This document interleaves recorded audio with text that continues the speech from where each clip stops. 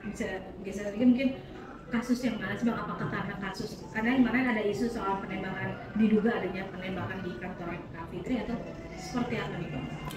Jadi gini, kalau proses hukum yang sedang dialami, ini ada beberapa proses hukum, yaitu adanya ancaman yang sekarang ini juga sudah ditangani pihak kepolisian.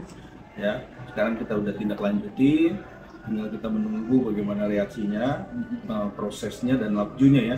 Yang pertama, yang kedua itu proses di di proses laporan terhadap ya Undang-Undang ITE ya, itu yang sekarang sedang berjalan juga ya.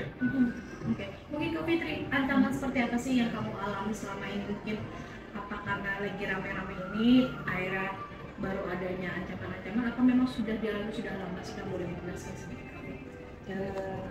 Saya nggak tahu hubungannya apakah karena di dunia maya saya sedang ramai ya, tapi biarkan itu menjadi penyelidikan pihak berwajib karena saya sudah menyerahkan sepenuhnya ke Bang Tommy. Bang Tommy kebetulan memang partner saya bekerja juga, kami sudah mengenal lama sama keluarganya juga, jadi saya merasa paling tepat untuk mendampingi saya dalam kasus hukum saya, Bang Tommy. Mungkin sedikit Kak berikan contoh untuk ancaman seperti apa sih kayak mungkin dialami secara verbal kah, atau mungkin ada salah satu tadi yang ramai juga ada diduga adanya penembakan di kantor atau seperti apa yang dialami? Ya kalau ancaman ya udah on air dan off air ya kalau kita ngomongnya begitu ya. Saya sebetulnya nggak terlalu apa ya. Awalnya saya tidak ingin menanggapi keributan di dunia maya, tapi kan ini udah menjadi satu bentuk ancaman. Keterkaitannya ada atau tidak nanti biar menjadi kewenangannya kepolisian dalam menyelidiki kasus ini. Sudah berjalan dan memang insya Allah ya di minggu depan udah mulai naik sidik karena proses hukum itu kan berlanjutan. Artinya dalam proses lidik nanti ada proses sidik dan nanti ada proses bertersangkaan kalau memang itu sudah pembuktiannya cukup ya secara formil dan secara faktual ya. Nah itu nanti kita akan lihat ya di minggu depan, mudah-mudahan udah ada pergerakan yang cukup bagus untuk bisa kita lihat labjunya. Nah kalau proses yang adanya ancaman itu juga kita sudah menindaklanjuti dan kita akan bersurat juga karena nanti akan kita lihat apakah ini menjadi catatan polisi buat bisa ditindaklanjuti secara cepat. Harusnya kan lebih cepat ya, nangkep bom aja bisa orang bisa ketemu ya kan. Apalagi dengan adanya ancaman seperti ini tentunya harusnya cepat bisa ditindak dan ditangkap orangnya, pelakunya ya. Nah itu yang harus kita meminta permohonan untuk dipercepat di kasus ini. TE ini kan yang berjalan sekarang ini kasusnya di Polres Tangsel sudah berkelanjutan ya. Ini kan sudah kita libatkan juga ahli bahasa dan juga sudah dibuktikan, bahkan ada tindakan berkelanjutan. Kalau menurut info dari pihak penyidik itu ada tindakan berkelanjutan melakukan hal tersebut gitu. Nah ini kan saya sudah kebetulan hari ini juga tadi saya cek hari ini sudah dalam proses menindaklanjuti ahli bahasa untuk dibikin rekomendasi bahwa tindakan ini sudah berkelanjutan, jadi mutlak ya, mutlak pasal yang dikenakan bahkan sudah terpenuhi. Nanti mungkin di minggu depan media juga bisa mengawasi dan mengawal ini karena ini kan kasus harus berjalan. Di minggu depan rencana itu akan naik sidik.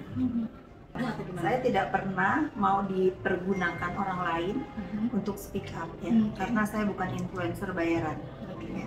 Saya berbicara sebagai Fitri Sambutero ya, yang begitu kejinya bullying di dunia maya terhadap saya dan keluarga saya sehingga berkelanjutan, sehingga saya marah seperti sekarang.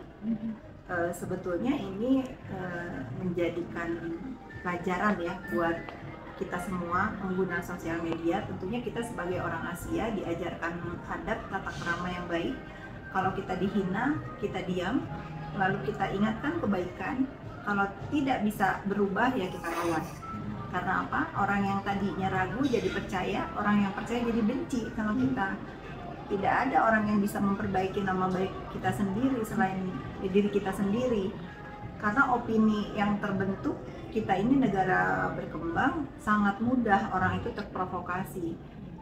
Ini perhatian juga untuk Komdiki. Mungkinnya saya terima kasih kemarin ada berita bahwa sosial media akan dibatasi, usia pengguna sosial media akan dibatasi. Ini bagus sekali karena bahaya generasi bangsa itu bukan hanya narkoba ya, dunia maya juga sangat bahaya untuk mental health anak bangsa ke depan.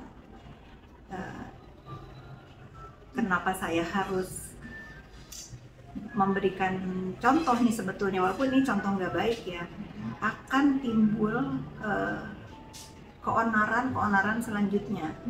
Karena orang kalau udah dihina, diinjak istilahnya pada titik tertentu, orang itu akan melawan. Setelah ada perlawanan akan timbul kelompok-kelompok, ada yang membela, ada yang kontrak. Nah, bukan hanya saya ya, mungkin besok lusa dan kapan entah nanti akan ada begini, sampai kapan Indonesia akan mempunyai tontonan seperti ini. Bukan saya juga senang saya dibantu dengan akun-akun pembuli, tentu saya tidak senang ya, tapi ya ini yang terjadi. Ini yang terjadi, begitu saya speak up membela diri, maka akan timbullah kelompok-kelompok yang pro dan kontra gitu. Lalu timbullah pekerjaan-pekerjaan nih sekarang, jadi buzzer, bikin akun banyak-banyakan account. Siapa yang mau jadi karyawan nanti? Kerja dari jam 5 sampai jam 9 sampai jam 5 capek, mendingan di rumah aja bikin akun buzzer cuma untuk menghina-hina. Nah, ini bahaya, menurut saya bahaya. Jadi memang harus jadi perhatian bagaimana Komdigi mengambil tindakan. Ya kalau kita bergantung sama Meta, ya Meta nggak peduli sudah pasti. Karena dalam saya membuat laporan pun sulit ya Mas Tommy ya, harus ada izin Meta, ini itu ya. Ini negara Indonesia, bangsa yang negara yang harus punya aturan gitu. Oke, Kak, boleh sedikit Kak, mungkin melihat banyak banget sekarang yang menyoroti dirimu tentang mungkin ada pihak sana bisa bilang NFT bersikeras untuk mungkin bisa dibilang menjatuhkan dirimu begitu. Saya tidak merasa terjatuh. Saya tidak merasa terjatuh karena fitnahan itu. Saya tidak merasa terjatuh dan saya tidak merasa berseteru atau mempunyai musuh atau berlawan sama siapapun.